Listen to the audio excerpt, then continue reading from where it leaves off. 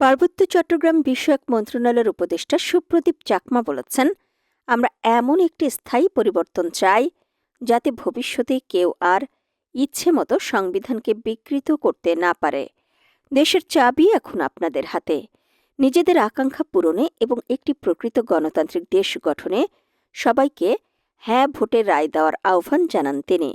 ১৬ জানুয়ারি খাগড়াছড়ি জেলা টাউন হলে আয়োজিত গণভোট ২০২৬ দেশের চাবি আপনার হাতে এই প্রতিপাদ্য সামনে রেখে ভোটার উদ্বুদ্ধকরণ সভায় প্রধান অতিথির বক্তব্যে উপদেষ্টা সুপ্রদীপ চাকমা এসব কথা বলেন জুলাই অভ্যুত্থানের চেতনাকে ধারণ করে এ দেশকে মানবিক মর্যাদা, সামাজিক ন্যায় বিচার এবং ধর্মীয় সম্প্রীতির এক অনন্য উদাহরণ হিসেবে গড়ে তুলতে হবে।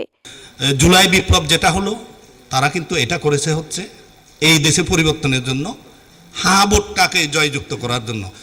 ক্ষমতার টানাটানি বন্ধ করে একটি স্থিতিশীল রাষ্ট্র কাঠামো তৈরির লক্ষ্যেই এই গণভোটের আয়োজন।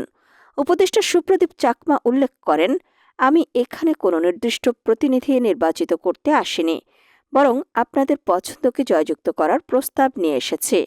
জুলাই বিপ্লবে এদেশের মানুষ যেভাবে দায়িত্ব নিয়েছিল, একইভাবে এই গণভোটকেও তারা সার্থক করে তুলবে। উপস্থিত সবাইকে জুলাই সনদের ১১টি পয়েন্ট মনে রাখার আহ্বান জানান তিনি জোর দিয়ে বলেন, জাতীয় নির্বাচন ও গণভোট একই সাথে অনুষ্ঠিত হচ্ছে, যা রাষ্ট্র সংস্কারের একটি ঐতিহাসিক সুযোগ। সভায় জানানো হয়, বর্তমান সরকারের নির্দেশনা অনুযায়ী খাগড়াছড়ি জেলা ও রামগড় তথ্য অফিসের মাধ্যমে সাধারণ ভোটারদের সচেতন করতে নিয়মিত প্রচারণা কার্যক্রম চলমান রয়েছে। সভায় সভাপতিত্ব করেন খাগড়াছড়ি জেলা প্রশাসক আনোয়ার সাদাত। অনুষ্ঠানে বিশেষ অতিথির বক্তব্য রাখেন পার্বত্য চট্টগ্রাম বিষয়ক মন্ত্রণালয়ের অতিরিক্ত সচিব মোহাম্মদ মনিরুল ইসলাম, জেলা পরিষদের চেয়ারম্যান শেফালিকা ত্রিপুরা, পুলিশ সুপার মির্জা সায়েম মাহমুদ এবং খাগড়াছড়ি প্রেস ক্লাবের সভাপতি তরুণ কুমার ভট্টাচার্য সহ আরও অনেকেই।